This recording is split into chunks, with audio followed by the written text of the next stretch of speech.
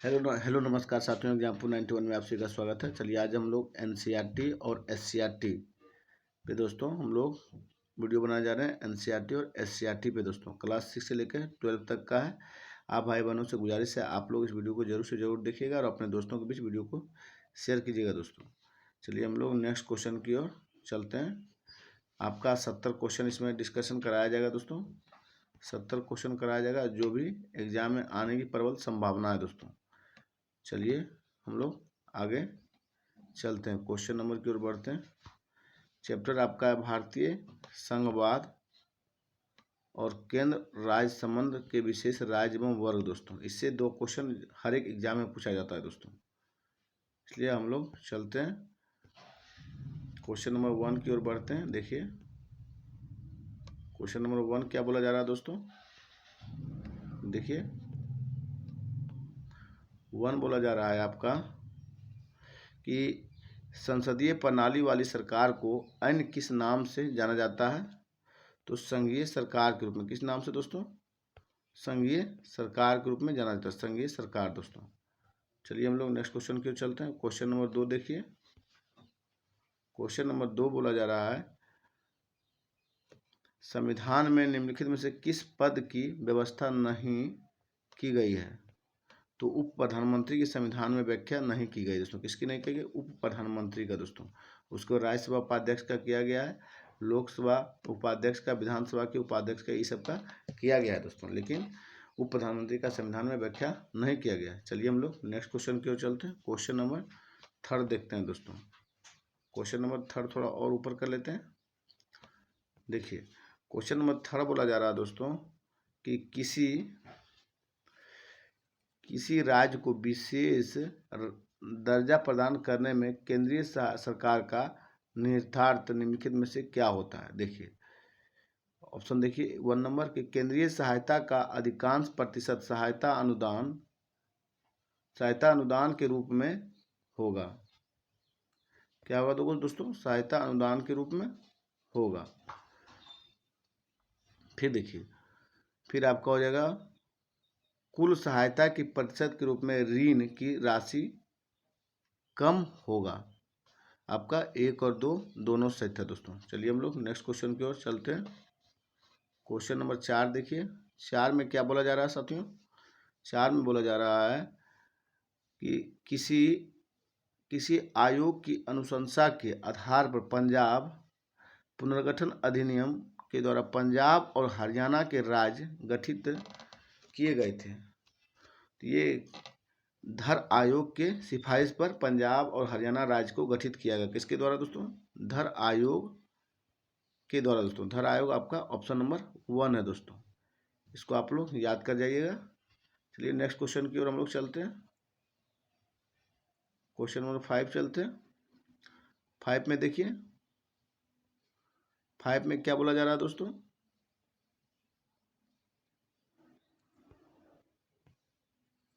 5 में बोला जा रहा है संसद और विधानसभाओं की विधायी जातियों अतिरेक की जांच कैसे की जाती है।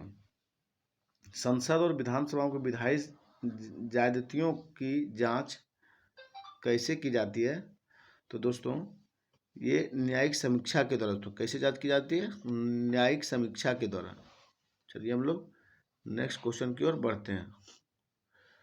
चलिए नेक्स्ट क्वेश्चन हम लोग आगे बढ़ते हैं दोस्तों। क्वेश्चन नंबर 6 देखते हैं। 6 में बोला जा रहा है निम्नोक्त राज्यों में कौन सा राजधानी क्षेत्र योजना परिषद में शामिल नहीं है दोस्तों। योजना परिषद में बोला शामिल नहीं है। तो देखिए योजना परिषद में जो शामिल नहीं है आपका जो है उसको पहले याद करते हैं हम लोग। आपका राजस्थान शामिल है, हरियाणा शामिल है, उत्तर प्रदेश शामिल है, लेकिन मध्य प्रदेश जो है आपका शामिल नहीं है दोस्तों। एसएससी संयुक्त स्नातक स्तरीय 2002 में ये प्रीवियस पूछा गया क्वेश्चन है दोस्तों। चलिए हम लोग नेक्स्ट क्वेश्चन की ओर चलते हैं। 70 क्वेश्चन कराएंगे दोस्तों, आप लोग इस वीडियो को पूरा देखिएगा तो। चलिए क्वेश्चन नंबर 7 देखिए। 7 में क्या बोला जा रहा है? भारत के किस राज्य में सामान्य नागरिक संहिता है। भारत के किस राज्य में सामान्य नागरिक संहिता है दोस्तों। तो सामान्य नागरिक संहिता जो है वो गोवा में है दोस्तों। किस राज्य में? गोवा में दोस्तों। अभी देखिए यूसीजी दोस्तों, यूसीजी आपका उत्तराखंड में भी लागू किया गया है दोस्तों। कहाँ पे? उत्तराखंड में। चलिए हम लोग आगे चलते हैं। क्वेश्चन नंबर 8 देखिए आप लोग। 8 में क्या बोला जाएगा? केंद्रीय करों में राज्यों की हिस्सा निश्चित करने वाला प्राधिकरण कौन सा है दोस्तों? केंद्रीय करों में राज्यों का हिस्सा निश्चित करने वाला प्राधिकरण कौन है दोस्तों? तो वित्त आयोग है। कौन है? आपका वित्त आयोग है दोस्तों। चलिए हम लोग नेक्स्ट क्वेश्चन की ओर चलते हैं। क्वेश्चन नंबर 9 देखिए। निम्नलिखित में से वह प्राधिकारी कौन सा है जो भारत को समेकित निधि से राज्यों के राजस्व सहायता अनुदान पर लागू होने वाले सिद्धांतों को सिफारिश करता है दोस्तों? तो ये आपका कौन करता है? वित्त आयोग करता है। कौन करता है दोस्तों? वित्त आयोग। चलिए हम लोग अगर पूछ लिया जाए वित्त आयोग का अनुच्छेद कितना अनुच्छेद में? तो 280 अनुच्छेद में है दोस्तों। ये भी ध्यान रखिएगा आप लोग। चलिए हम लोग क्वेश्चन नंबर 10 देखते हैं। 10 में बोला गया है अवशिष्ट अधिकार जिसका उल्लेख संघीय राज्य या समवर्ती सूचियों में नहीं किया गया है, निम्न किस में निहित होता है दोस्तों? ये आपका किसमें होता है? तो भारत के राज्यसभा और लोकसभा दोनों में होती है दोस्तों। फिर से देखिए अवशिष्ट अधिकार जिनका उल्लेख संघीय और राज्य या समवर्ती सूचियों में नहीं किया गया, तो निम्न किस में निहित होता है? तो आपका हो जाएगा राज्यसभा और लोकसभा दोनों में दोस्तों ये निहित होता है। किसमें होता है? राज्यसभा और लोकसभा दोनों में। चलिए हम लोग नेक्स्ट क्वेश्चन की ओर चलते हैं। क्वेश्चन नंबर 11 देखते हैं। वित्त आयोग मुख्य रूप से राष्ट्रपति को किसके बारे में सिफारिश करने से संबंधित है दोस्तों? ये हो जाएगा। चलिए हम लोग आगे देखते हैं। ये दोस्तों आपका केंद्र और राज्यों के बीच करों के निवल प्राप्ति का वितरण और राज्यों को दिए जाने वाले सहायता अनुदान विनियामक सिद्धांत दोस्तों आपका दोनों हो जाएगा। चलिए हम लोग नेक्स्ट क्वेश्चन की ओर चलते हैं। क्वेश्चन नंबर 12 देखिए। 12 में बोला गया कि भारत के किसी राज्य में राष्ट्रपति शासन लागू किया जाता है जब राज्य का मंत्रिमंडल त्यागपत्र दे दे, राज्य के राज्यपाल की मृत्यु हो जाए, चुनाव की घोषणा कर दी जाए, राज्य का शासन संविधान के अनुसार ना चलाया जा सके दोस्तों। तो आपका 4 होगा। क्या होगा? आपका 4 जो है गलत है। अगर संविधान के अनुसार वहाँ का शासन अगर नहीं चलाया जाएगा तो वहाँ पे राष्ट्रीय शासन लागू कर दिया जाएगा दोस्तों। चलिए हम लोग नेक्स्ट क्वेश्चन की ओर चलते हैं। चलिए नेक्स्ट क्वेश्चन में आपका क्वेश्चन नंबर 13 है दोस्तों। क्वेश्चन नंबर 13 देखिए। क्वेश्चन नंबर 13 बोला जा रहा है कि संविधान के किस उपबंध में केंद्र सरकार को सेवा कर लगाने और उसकी व्याप्ति बढ़ाने का अधिकार दिया गया है दोस्तों? तो किस में दिया गया है? तो वो दिया गया है आपका अनुच्छेद 248 के अंतर्गत अवशिष्ट शक्तियां दोस्तों। फिर से इस क्वेश्चन को पढ़ा जाए। बीबीआई है दोस्तों, पूछा गया इनकम टैक्स में दोस्तों कि संविधान के किस उपबंध में केंद्र सरकार को सेवा कर लगाने और उसकी व्याप्ति बढ़ाने का अधिकार है? तो अनुच्छेद 248 के अंतर्गत अवशिष्ट शक्तियां में दोस्तों। चलिए हम लोग नेक्स्ट क्वेश्चन की ओर चलते हैं। क्वेश्चन नंबर आपका 14 है दोस्तों। 14 में बोला जा रहा है भारतीय संविधान में अल्पसंख्यकों को मान्यता किस आधार पर दी गई है दोस्तों? भारतीय संविधान में अल्पसंख्यकों को मान्यता किस आधार पर दी गई है? तो कुल जनसंख्या के साथ उस वर्ग की जनसंख्या अनुपात दोस्तों। किस आधार पर दिया? कुल जनसंख्या के साथ उस वर्ग की जनसंख्या का अनुपात के आधार पर दोस्तों। चलिए हम लोग नेक्स्ट क्वेश्चन की ओर बढ़ते हैं दोस्तों। चलिए क्वेश्चन नंबर 15 देखते हैं। निम्नलिखित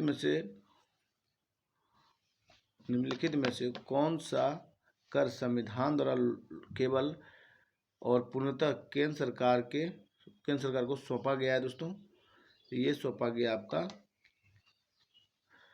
साथियों रेलवे के किराए एवं भाड़े पर कर दोस्तों। फिर से देखिए, कौन सा कर संविधान के द्वारा केवल पूर्णतः केंद्र सरकार को सौंपा गया था? रेलवे के किराए तथा भाड़े पर कर दोस्तों, ये केंद्र को सौंपा गया था। क्वेश्चन नंबर 16 देखिए आप लोग। 16 में बोला गया अवशिष्ट अधिकार क्या है? अवशिष्ट अधिकार दोस्तों जो वे अधिकार जो किसी सूची में शामिल नहीं हुए उसे हम लोग अवशिष्ट अधिकार कहते हैं। चलिए हम लोग नेक्स्ट क्वेश्चन की ओर चलते हैं। क्वेश्चन नंबर 17 देखिए। 17 में बोला जा रहा है कि सरकारिया आयोग की नियुक्ति किस प्रश्न की समीक्षा के लिए की गई थी दोस्तों? सरकारिया आयोग की जो नियुक्ति की गई थी वो केंद्र राज्य के संबंध को बनाने में सरकारिया आयोग की समीक्षा की गई थी दोस्तों। क्वेश्चन नंबर 18 देखिए। क्वेश्चन नंबर 18 बोला जा रहा है भारत के किस राज्य में पहली बार गैर कांग्रेस सरकार बनी थी? भारत में किस राज्य में पहली बार गैर कांग्रेस सरकार बनी दोस्तों? तो केरल में बनी थी। कहाँ पे दोस्तों? केरला में बनी थी। किस पार्टी की? तो कम्युनिस्ट पार्टी की दोस्तों, CPIM की दोस्तों। चलिए हम लोग नेक्स्ट क्वेश्चन की ओर चलते हैं। क्वेश्चन नंबर 19 देखिए। क्वेश्चन नंबर 19 में बोला जा रहा है किसी भारतीय राज्य में संविधान आपात स्थिति घोषणा का संसद द्वारा अनुमोदन किया जाना होता है दोस्तों। तो इसे अनुमोदन किया जाना होता है 2 महीने के भीतर दोस्तों। फिर से इस क्वेश्चन को देखिए दोस्तों। देखिए, किसी भारतीय संविधान की स्थिति की घोषणा संसद द्वारा अनुमोदन किया जाता है तो 2 महीने के भीतर दोस्तों। कब किया जाता है? 2 महीने के भीतर दोस्तों। चलिए हम लोग नेक्स्ट क्वेश्चन की ओर चलते हैं। क्वेश्चन नंबर 20 देखिए।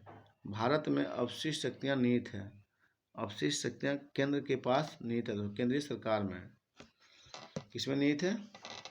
तो केंद्रीय सरकार में दोस्तों। चलिए हम लोग आगे चलते हैं। क्वेश्चन नंबर 21 देखते हैं दोस्तों।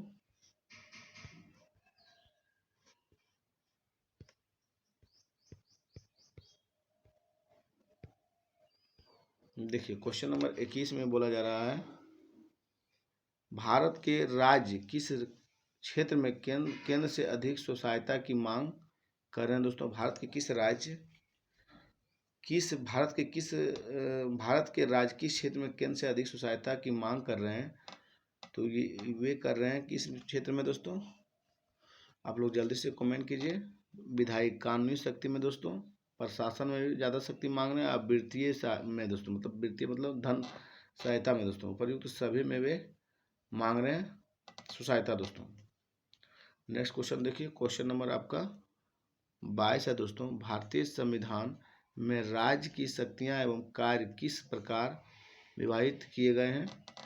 भारतीय संविधान में राज्य की शक्तियाँ एवं कार्य किस प्रकार से विभाजित किए गए हैं? तो 3 सूचियों में विभाजित किए गए दोस्तों। कितने? 3 सूचियों में दोस्तों। चलिए हम लोग नेक्स्ट क्वेश्चन की ओर चलते हैं। क्वेश्चन नंबर हम लोग चलते हैं 23 में दोस्तों। देखिए, समवर्ती सूची में लिखे विषयों पर अधिनियम बनाने का अधिकार किसके पास है दोस्तों? समवर्ती सूची में लिखे विषयों पर अधिनियम बनाने में अधिकार किसके पास है? तो राज्य और संघ के पास दोस्तों। समवर्ती सूची में दोनों बनाता है, ये आप लोग जानते होंगे, इसलिए राज्य और संघ मारिए। संघ मतलब केंद्र हो गया दोस्तों। देखिए, राज्य और संघ मतलब केंद्र दोस्तों, केंद्र सरकार। चलिए हम लोग नेक्स्ट क्वेश्चन की ओर चलते हैं। क्वेश्चन नंबर 24 देखिए। निम्नलिखित में कौन विषय संघ सूची के अंतर्गत समाविष्ट है साथियों? तो संघ सूची के अंतर्गत जो समाविष्ट है वो आपका हो जाएगा जनगणना दोस्तों। क्या होगा? जनगणना जो है आपका संघ सूची के अंतर्गत समाविष्ट है। चलते हम लोग क्वेश्चन नंबर 25 देखते हैं। 25 में बोला जा रहा है कि निम्न सूचियों में से किसके अंतर्गत शिक्षा आती है? शिक्षा किसके अंतर्गत आती है दोस्तों? शिक्षा जो है आपका समवर्ती सूची का विषय है। किसका दोस्तों? समवर्ती सूची का विषय है। चलिए हम लोग आगे बढ़ते हुए चलते हैं। क्वेश्चन नंबर 26 देखते हैं। 26 में बोला गया उन अवशिष्ट मामले पर जिसका जिनका केंद्रीय राज्य समवर्ती सूचियों में उल्लेख ना हो, कौन विधि निर्माण कर सकता है दोस्तों? वो आपका केवल संसद कर सकता है। कौन कर सकता है? केवल संसद। फिर से देखिए, उन अवशिष्ट मामलों पर जिनका केंद्रीय राज्य समवर्ती सूचियों में उल्लेख ना हो और कौन विधि निर्माण मतलब कानून निर्माण कर सकता है? तो केवल संसद दोस्तों। चलिए हम लोग क्वेश्चन नंबर 27 देखते हैं। 27 में बोला जा रहा है, भारत के राजनीतिक शक्ति का मुख्य स्रोत क्या है दोस्तों? भारत की राजनीतिक शक्ति का मुख्य स्रोत भारत की जनता है दोस्तों। भारत के लोग यानी भारत की जनता। क्वेश्चन में 28 देखिए, कौन सा विषय राय सूची के अंतर्गत आता है दोस्तों?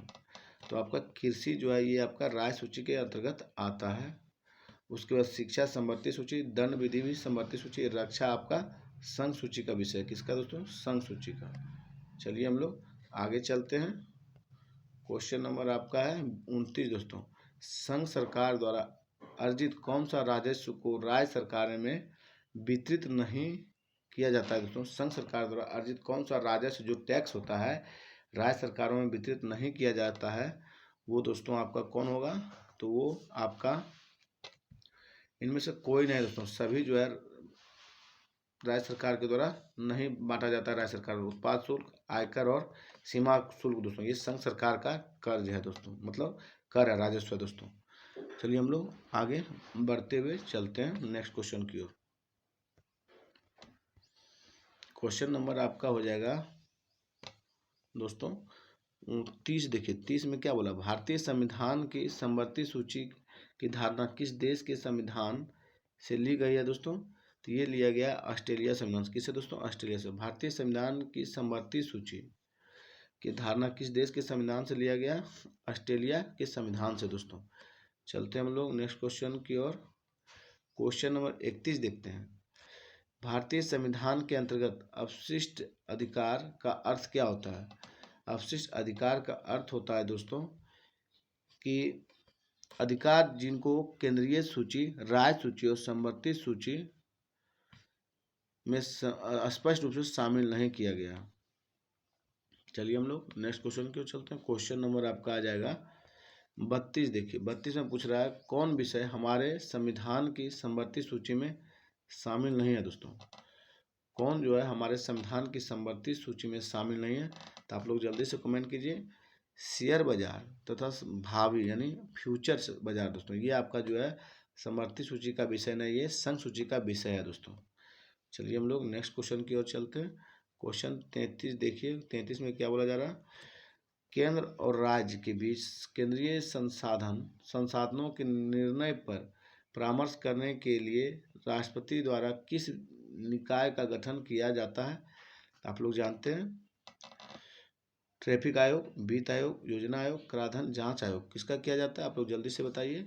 किया जाता है आपका वित्त आयोग का दोस्तों। किसका? वित्त आयोग का। फिर से देखिए, केंद्र और राज्य के बीच केंद्रीय संसाधनों के निर्णय पर परामर्श करने के लिए राष्ट्रपति द्वारा किस निकाय का गठन किया गया? तो वित्त आयोग का दोस्तों। इसका गठन किस अनुच्छेद के तहत हुआ? तो 280 अनुच्छेद के तहत दोस्तों, ये भी ध्यान रखना है आप लोगों को। चलिए क्वेश्चन नंबर आप 34 देखिए, कर्नाटक का एकीकरण किस वर्ष किया गया दोस्तों? कर्नाटक का एकीकरण जो किया गया था वो आपका 1956 में किया गया। कब दोस्तों? 1956 में कर्नाटक का एकीकरण किया गया था। चलिए हम लोग नेक्स्ट क्वेश्चन की ओर चलते हैं।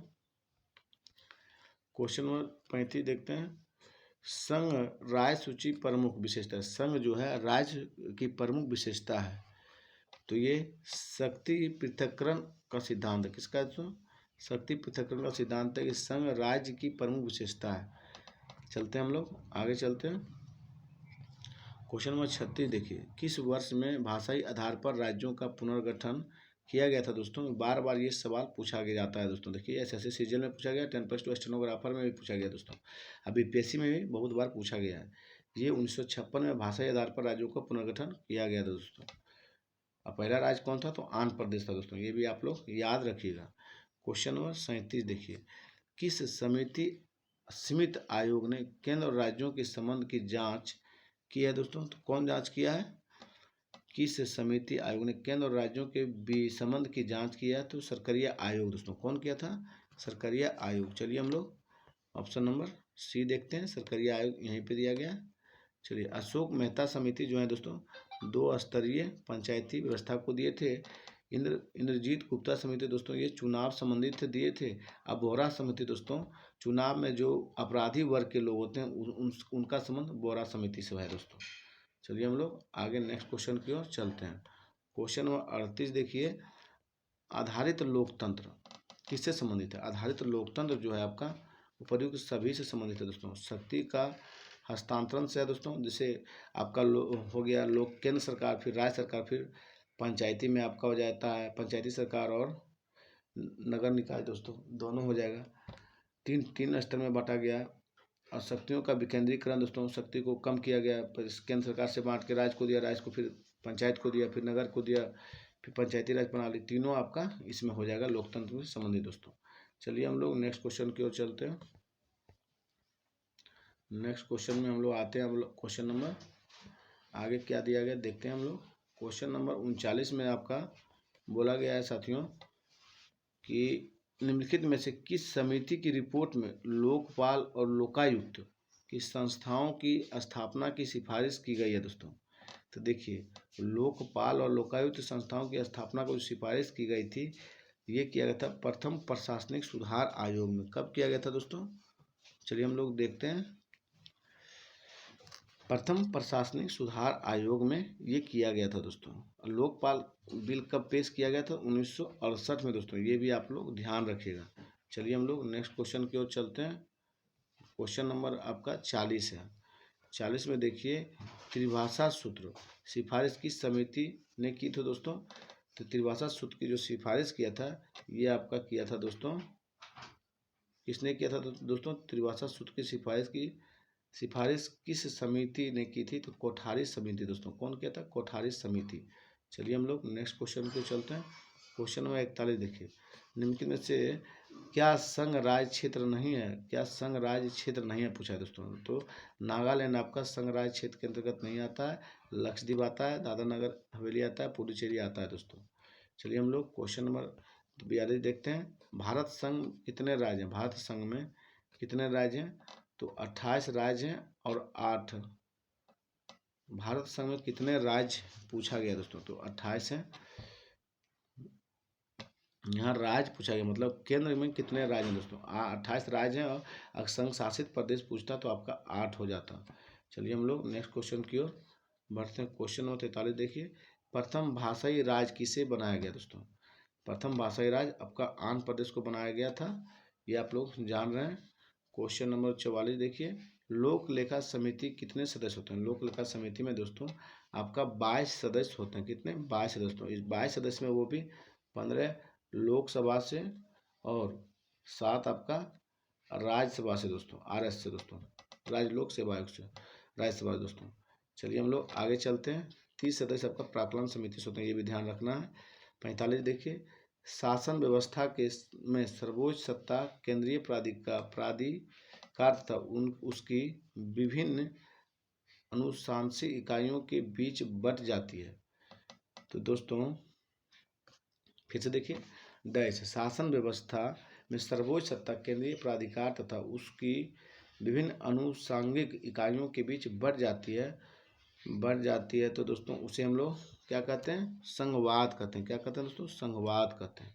चलिए हम लोग नेक्स्ट क्वेश्चन के चलते हैं। क्वेश्चन नंबर 46 देखिए, निम्नलिखित में से कौन से संशोधन के पश्चात बोडो और डोगरी भाषाएं 8वीं अनुसूची में शामिल की गई दोस्तों? ये आपका 92वां संविधान संशोधन। कौन होगा दोस्तों? 92वां संविधान संशोधन होगा। चलिए हम लोग नेक्स्ट क्वेश्चन की ओर चलते हैं। क्वेश्चन नंबर 47 देखते हैं। नर्मदा जल विवाद न्यायाधिकरण किन राज्यों के बीच जल के बंटवारे के सुलझाने के लिए किया गया था दोस्तों? तो आप लोग जानते होंगे, ये किया गया था गुजरात, महाराष्ट्र, राजस्थान और मध्य प्रदेश के बंटवारे को सुलझाने के लिए दोस्तों। फिर से बढ़िए, नर्मदा जल विवाद न्यायाधिकरण को किन राज्यों के बीच जल केस के बंटवारे को सुलझाने के गठन किया गया था? तो गुजरात, महाराष्ट्र, राजस्थान और मध्य प्रदेश दोस्तों। चलिए हम लोग नेक्स्ट क्वेश्चन की ओर चलते हैं। क्वेश्चन नंबर आपका 48 है साथियों। 48 में देखिए, किस वर्ष नागालैंड को अलग राज्य के रूप में बनाया गया था दोस्तों। तो नागालैंड को जो अलग राज्य बनाया गया था 1963 में। कब दोस्तों? 1963 में नागालैंड को अलग राज्य के रूप में बनाया गया था। चलते हम लोग आगे की ओर बढ़ते हैं। चलिए क्वेश्चन नंबर हम लोग आगे बढ़ेंगे। तो आगे में आपका 49 नंबर क्वेश्चन है। कौन सा है दोस्तों?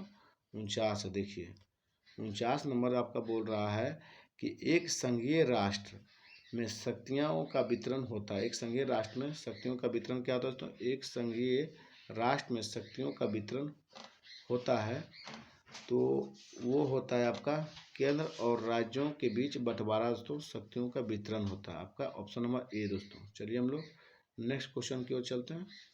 नेक्स्ट क्वेश्चन में बोला जा रहा है,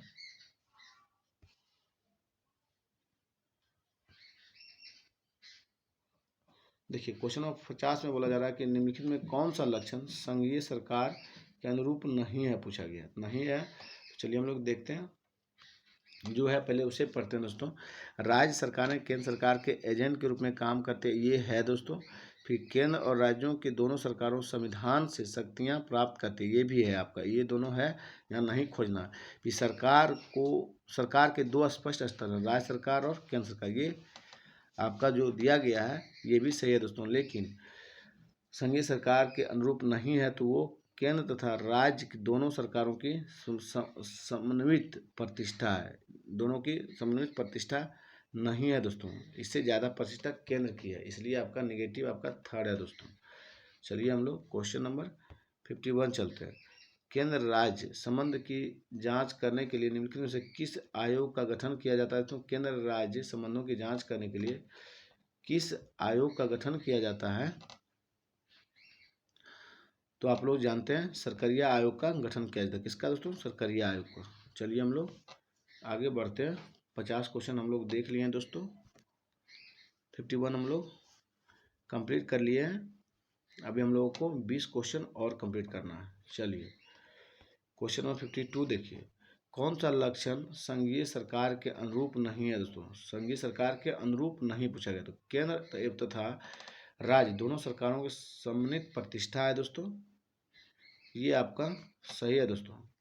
और सरकार के दो स्पष्ट स्तर हैं, राज्य सरकार और केंद्र सरकार, ये भी आपका सही है, ये भी सही था। तो राज्य सरकार केंद्र सरकार के एजेंट हैं, ये आपका गलत है दोस्तों। इसमें आपका निगेटिव पूछा गया, तो आपका संघीय सरकार में आपका एजेंट के रूप में कार्य नहीं करता, तो ये आपका गलत है। और केंद्र तथा राज्य दोनों संविधान में शक्तियां प्राप्त करती है, ये भी आपका सही था दोस्तों। केंद्र तथा राज्य दोनों सरकार संविधान से शक्तियां प्राप्त करती है। यहाँ पूछा कौन सही नहीं है, तो आपका 3 सही नहीं है दोस्तों, ये आप लोग ध्यान रखिएगा। चलिए हम लोग आगे बढ़ते हैं दोस्तों।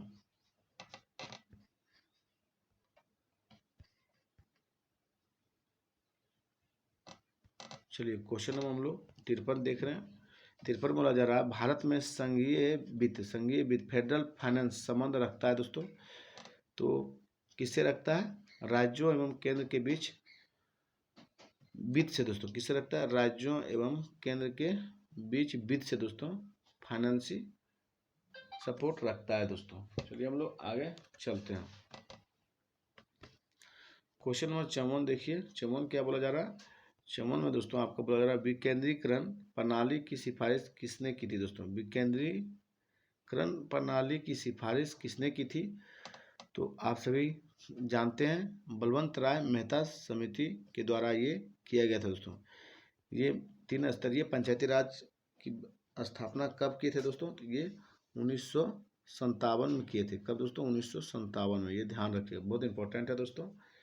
और अशोक मेहता समिति 2 स्तरीय पंचायती राज की व्यवस्था किए थे 1977 में दोस्तों। चलिए हम लोग आगे बढ़ते हैं। क्वेश्चन नंबर नेक्स्ट 55 देखते हैं दोस्तों। निम्न कथनों पर विचार कीजिए और अंत में दिए गए कूट का सही उत्तर का चयन करना है दोस्तों। चलिए थोड़ा हम लोग ऊपर कर लेते हैं इसको दोस्तों। देखिए, भारत संविधान में एक संघीय प्रणाली का प्रावधान है। भारत के संविधान में एक संघीय प्रणाली का प्रावधान है। उसने एक बहुत शक्तिशाली केंद्र की रचना की तो देखिए आपका जो है इसमें दोस्तों सही तो दोनों है, ए भी सही है और आर भी सही है, लेकिन व्याख्या सही नहीं है दोस्तों। चलते हैं हम लोग नेक्स्ट क्वेश्चन की ओर बढ़ते हैं। चलिए क्वेश्चन नंबर आपका अब आने वाला है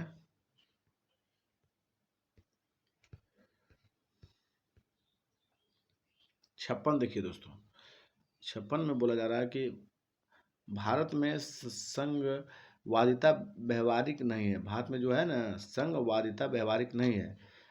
कारण बोल रहा भारत एक संघीय राज्य नहीं है दोस्तों। तो आपका हो जाएगा ए तो सही है दोस्तों, लेकिन आर आपका गलत है। चलिए हम लोग नेक्स्ट क्वेश्चन की ओर चलते हैं। क्वेश्चन नंबर आपका 57 है दोस्तों। भारत संघ नहीं है। किसी भी राज्य का क्षेत्र सीमा नाम उसकी सहमति के बिना परिवर्तित करने की शक्ति संघीय को प्राप्त है। तो दोस्तों आपका आर तो देखते हैं हम लोग, थोड़ा स्क्रॉल कर लेते हैं, ऊपर चलते हैं पहले दोस्तों। ये तो गलत है, आपका ए गलत है, लेकिन आर आपका जो है ये सही है दोस्तों। चलिए हम लोग नेक्स्ट क्वेश्चन की ओर चलते हैं। क्वेश्चन नंबर आपका 58 है दोस्तों। भारतीय संघ के सह राज्य के रूप में प्रथम प्रवेश पाने वाला राज्य कौन था दोस्तों? प्रथम सह राज्य के रूप में प्रथम प्रवेश पाने वाला राज्य कौन था दोस्तों? तो ये आपका सह राज्य मतलब 35वां संशोधन के द्वारा जो हुआ था दोस्तों, ये आपका सिक्किम है दोस्तों। पूर्ण राज्य का दर्जा इसे 36वां संविधान संशोधन के द्वारा दिया गया था। चलिए हम लोग नेक्स्ट क्वेश्चन की ओर चलते हैं। क्वेश्चन नंबर आपका 59 है। निम्नलिखित कथनों पर विचार कीजिए, दिए गए कोट में उत्तर चुनिए। भारत एक गणतंत्र है, सही है दोस्तों। भारत में संविधान संघ तथा राज्यों में शक्तियों का विभाजन करता है दोस्तों। आपका दोनों सही है दोस्तों। आपका क्या है? दोनों सही है, व्याख्या भी सही है दोस्तों।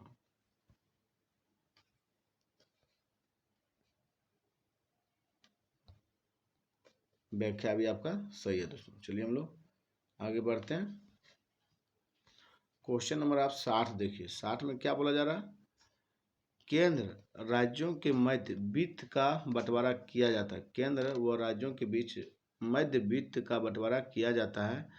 तो दोस्तों ये किया जाता है वित्त आयोग की सिफारिश पर दोस्तों। किसके? वित्त आयोग की सिफारिश पर दोस्तों। चलिए हम लोग आगे बढ़ते हैं दोस्तों। क्वेश्चन नंबर 61 देखिए।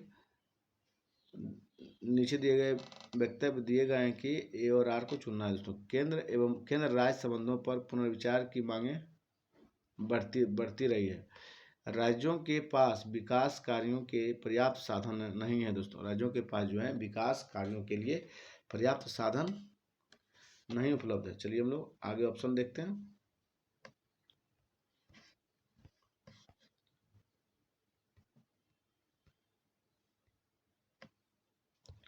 देखिए तो आपका ए और आर दोनों सही है, अपनी जगह पर सही है, लेकिन आर ए की सही व्याख्या करता है दोस्तों।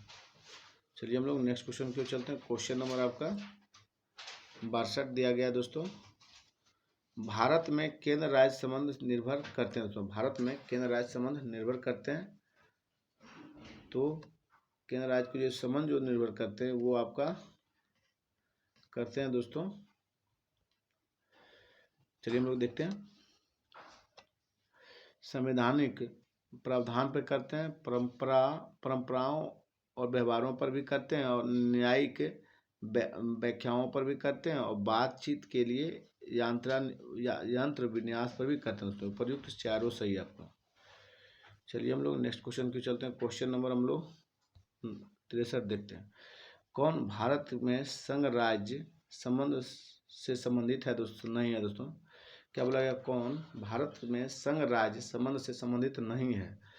तो संबंध जो नहीं है तो आपका इंद्रजीत गुप्ता समिति का संबंध जो है आपका संबंधित नहीं है। सरकारिया आयोग है, राजमन्नार समिति भी है, और पूंछी आयोग है दोस्तों। ये सब आपका केंद्र राज्य संबंध से संबंधित है, लेकिन इंद्रजीत गुप्ता समिति ये आपका चुनाव से संबंधित है दोस्तों। चलिए हम लोग आगे चलते हैं। क्वेश्चन नंबर 64 देखते हैं। निम्नलिखित में कौन सरकारिया आयोग का सदस्य है दोस्तों? सरकारिया आयोग का सदस्य जो है वो आपके कौन है दोस्तों? आप लोग जल्दी से बताइए। डॉक्टर SR सेन है दोस्तों। कौन है? डॉक्टर SR सेन दोस्तों सरकारिया आयोग के सदस्य थे। चलिए हम लोग नेक्स्ट क्वेश्चन की ओर चलते हैं। क्वेश्चन नंबर 65 देखिए। कौन अंतर्राज्यीय परिषद गठन करने के लिए अधिकृत है दोस्तों? अंतर्राज्यीय परिषद गठन करने के लिए जो अधिकृत है वो कौन है दोस्तों? वे आपके राष्ट्रपति है दोस्तों। कौन है? राष्ट्रपति जो है केंद्र राज्यों अंतर्राज्यीय परिषद गठन करने के लिए अधिकृत हैं दोस्तों। चलिए क्वेश्चन नंबर 66 देखते हैं हम लोग। 66 में बोला जा रहा है निम्नलिखित में से कौन एक क्षेत्रीय परिषदों का लक्षण नहीं है? क्षेत्रीय परिषद का जो लक्षण नहीं है दोस्तों वो आपका 5 क्षेत्रीय यह एक संवैधानिक संस्था है दोस्तों। क्या है? यह एक संवैधानिक संस्था। फिर से देखिए कौन एक क्षेत्रीय परिषद के लक्षण नहीं है, तो यह एक संवैधानिक संस्था दोस्तों। संवैधानिक संस्था ये नहीं है, यही आपका सही नहीं है दोस्तों। 66 का आपका एक जो है गलत दिया गया है। और उसके बाद देखिए क्षेत्रीय परिषद 5 क्षेत्रीय परिषदों की स्थापना राज्य पुनर्गठन अधिनियम 1956 के अंतर्गत किया गया था। चंडीगढ़ राज्य नहीं है, फिर भी एक क्षेत्रीय परिषद में शामिल है दोस्तों। ये भी सही है। यह एक परामर्शी संस्था है दोस्तों। ये एकदम 100% सही दोस्तों, लेकिन संवैधानिक संस्था नहीं है। चलिए हम लोग क्वेश्चन नंबर 67 देखते हैं दोस्तों। 67 में क्या बोला जा रहा है? 67 में देखिए कौन केंद्र और राज्यों में बंटवारे के लिए मापदंडों की अनुशंसा करता है दोस्तों? ये आपका करता है वित्त आयोग दोस्तों। कौन करता है? दोस्तों केंद्र और राज्यों के बंटवारे के लिए मापदंड की अनुशंसा करता है अंतर्राज्यीय काउंसिल दोस्तों। कौन करता है? अंतर्राज्यीय काउंसिल करता है केंद्र और राज्यों के बीच बंटवारे के लिए मापदंड की अनुशंसा दोस्तों। ध्यान रखिएगा, छत्तीसगढ़ PCS में पूछा गया ये सवाल है दोस्तों। चलिए हम लोग आगे चलते हैं दोस्तों। जिन भाई बहनों को PDF चाहिए दोस्तों वो टेलीग्राम पे एग्जाम्पल 91 सर्च कीजिए, वहाँ आपको PDF के साथ साथ आंसर की भी उपलब्ध करा दिया जाएगा दोस्तों। चलिए हम लोग क्वेश्चन नंबर 68 देखिए। भारतीय संघवाद को सहकारी संघवाद किसने कहा था दोस्तों? भारतीय संघवाद को सहकारी संघवाद किसने कहा था? आप लोग जानते हैं, G. ऑस्टिन ने कहे थे। कौन कहे थे दोस्तों? G. ऑस्टिन दोस्तों वीडियो अच्छा लगे तो चैनल को जरूर से जरूर सब्सक्राइब कीजिएगा आप लोग। इस तरह का वीडियो आप लोगों को मिलते रहेगा। जब भी हम डालेंगे तो आपको नोटिफिकेशन के थ्रू पता चल जाएगा। चलिए हम लोग क्वेश्चन नंबर 69 देखते हैं। जो भी बताएंगे सब प्रीवियस बताएंगे दोस्तों। 69 देखिए। 69 में बोला जा रहा है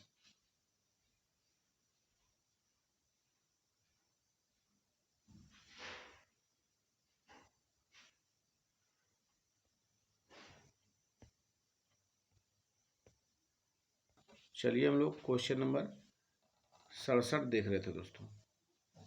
गड़बड़ा गया था, इसलिए आप लोग थोड़ा धीरे रखिएगा। कोई नया नया हम सीख रहे हैं दोस्तों इसमें पढ़ाने के लिए। चलिए क्वेश्चन नंबर आपका 69 है। 69 में क्या बोला जा रहा है देखिए। आपको बोला जा रहा है कि संघ राज्यों के बीच करों के विभाजन संबंधी प्रावधान को क्या कहा जाता है? तो आप लोग जल्दी से बताइए क्या कहते हैं हम लोग? मात्र राज्यों की विधायिकाओं के बहुमत की सहमति से ही निलंबित किया जाता है दोस्तों। क्या बोला गया? संघ और राज्यों के बीच करों के विभाजन संबंधी प्रावधान को कहते हैं तो मात्र राज्यों की विधायिकाओं के बहुमत की सहमति से ही निलंबित किया जा सकता है दोस्तों।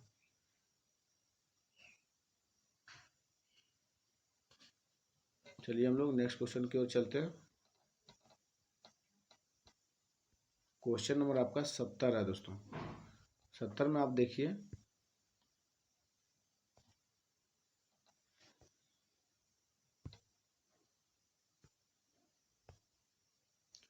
सत्तर में बोला जा रहा है आपका कि कौन सा भारतीय संघीय व्यवस्था का एकात्मक तथ्य है दोस्तों? कौन सा है? तो आप लोग जल्दी से बताइए। राज्यपालों की नियुक्ति आपका एकात्मक तथ्य है दोस्तों। फिर आपका राज्य सभा में राज्यों की असमान प्रतिनिधि दोस्तों, ये भी आपका एकात्मक तथ्य के अंतर्गत आता है। फिर आपका अखिल भारतीय सेवाएं दोस्तों, ये आपका 2 और 3 और 5 दोस्तों आपका क्या आएगा? एकात्मक तथ्य के उदाहरण है। राज्यपाल की नियुक्ति, राज्यसभा में राज्यों के असमान प्रतिनिधित्व और अखिल भारतीय सेवाएं। दोस्तों चलिए आपका वीडियो यहीं कंप्लीट होता है। दोस्तों आप भाई बहनों से ये गुजारिश है कि आप लोग वीडियो को देखते हैं, चैनल को जरूर से जरूर सब्सक्राइब करिए। दोस्तों धन्यवाद।